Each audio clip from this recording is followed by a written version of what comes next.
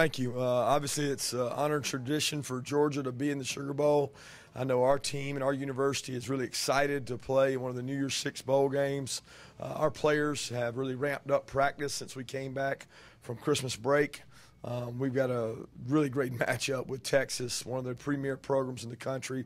Got a lot of respect for Tom Herman and the job he's done, and I'm glad we're able to tighten this thing and get a little closer to the game just so we can get our team ready and prepared. But when you think of the Sugar Bowl and you think of the history that Georgia has, I know a lot of our fan base is excited, and a lot of friends I have that went to school at Georgia have said this is an awesome opportunity to come back to New Orleans and play in a great event. So we're excited to be here. Thank you very much, Coach. Questions for Coach?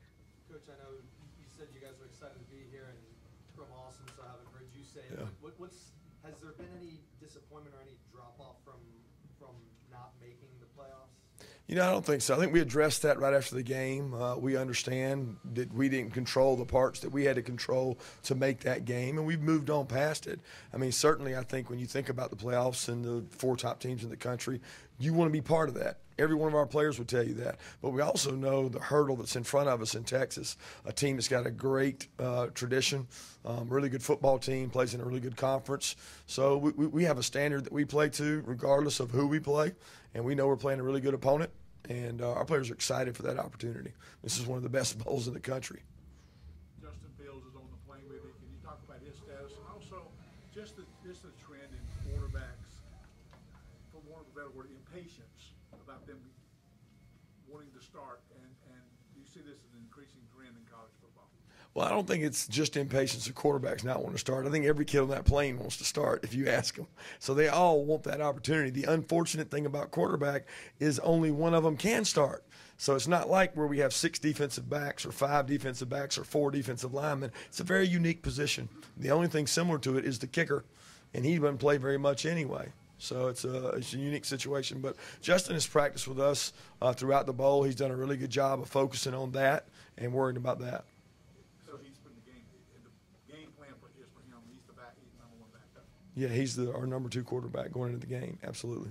Were any of your scholarship guys not able to make the trip with you?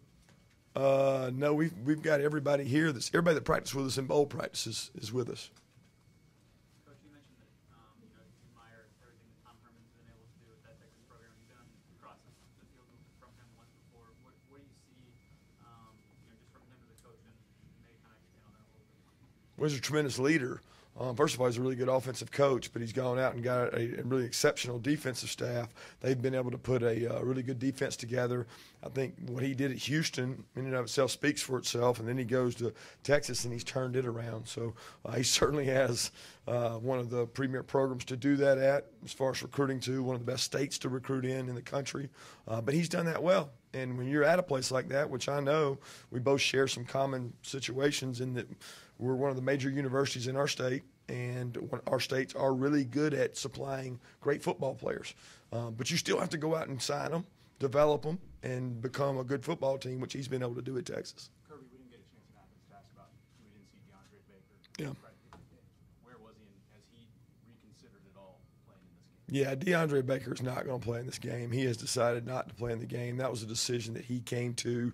I don't know what day it was last week, somewhere around midweek. But he was very honest about it. He was very concerned about it. And we at the University of Georgia support him in his decision. That's a decision it's a tough decision when you look at it, and he was forced to make it. He probably spoke prematurely when he was at the Thorpe Award, and I think it was on his mind. But he met with his family about it. It was really important to him that he stay with the team. We support him as a coaching staff to stay around the team, be around the team. He wanted to come on this trip to help those other players, help the other corners. So it was a decision that he had to make. And look, across the country, there are a lot of guys making that decision, and it really weighed heavy on that kid. And he came to us and told us, and I told him we would support him, and he's here with us. He's part of our family. He came back, after having a pretty good grade as a junior and decided to play and helped get us to this point. But, he's not going to play in the game. Time for 2 more. Jordan was inside rehabbing, doing some things. He's had a back problem, a little bit of a back issue, but he practiced some today. He continued to practice. I think he's going to be fine for the game.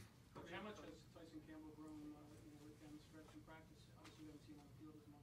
He's got a lot of reps. So he's gotten a lot of opportunities, and we know we're up against some really good wideouts. They've got really big physical wideouts across the board. They do an exceptional job throwing the ball down the field. So we know those guys will get tested, and all the secondary will.